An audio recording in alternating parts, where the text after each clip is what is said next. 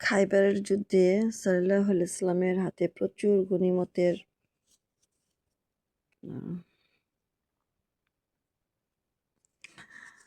গনিমতের মাল আসিয়া পড়িলে তাহার বিবিগণ কিছু পার্থিব সরঞ্জাম কিনিয়া দেওয়ার জন্য পীড়াপিড়ি করেন। হুজুর সাল্লাল্লাহু আলাইহি ওয়াসাল্লাম তাহাতে মনঃক্ষুণ্ণ হইয়া 1 মাস কাল বিবিগণ হইতে পৃথক থাকার কসম করিয়া মসজিদে অবস্থান করিতে থাকেন। 29 দিন গত হইলে বিবিগণকে শিক্ষা প্রদানের জন্য এই আয়াতটা নাজিল হয়। আয়াতটা হইছে, হে নবী, আপনি আপনার স্ত্রীগণকে বলিয়া দিন, তোমরা যদি পার্থিব জীবন ও উহার চাকচিক্য কামনা করো, তবে আসো, আমি তোমাদিগকে কিছু সম্বল প্রদান করি এবং তোমাদিগকে সৎভাবে বিদায় করিয়া দিই। আর তোমরা যদি আল্লাহ তাআলা এবং তার রাসূলকে চাও, পরলোক কামনা করো, তবে তোমাদের অন্তর্গত সৎকর্মশালীদিগের জন্য আল্লাহ তাআলা মহান পুরস্কার প্রস্তুত করিয়া রাখিয়াছেন।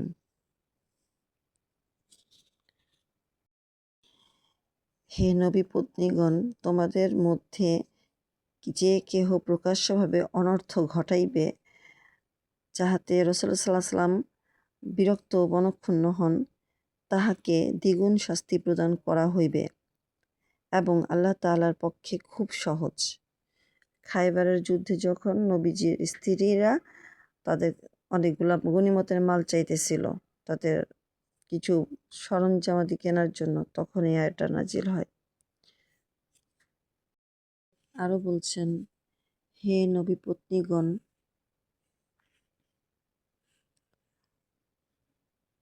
তোমরা সাধারণ স্ত্রীলোকের মতো নও, বরং নবী পত্নী হিসাবে তোমাদের মর্যাদা বহু ঊর্ধ্বে। যদি তোমরা ক্ষুধাভীতি অবলম্বন করো, অতএব তোমরা পরপুরুষের সহিত বাক্যলাপে কোমলতা অবলম্বন করিও না, যাহাতে এইরূপ লোকের অন্তরে আশঙ্কা সঞ্চার হয়, যাহার অন্তরে কুপ্রবৃত্তি রহিয়াছে, এবং সতীত্বের রীতি অনুসারে কথা বলিও। তোমাদের নিজেদের গৃহসমূহে স্থিরভাবে অবস্থান করিও এবং পূর্বের অজ্ঞতা যুগের প্রথা অনুযায়ী চলাফেরা করিও না। তোমরা যথারীতি নামাজ আদায় করিও এবং জাকাত প্রদান করিও। নামাজ ও জাকাত বলছে স্ত্রীদের দিতে।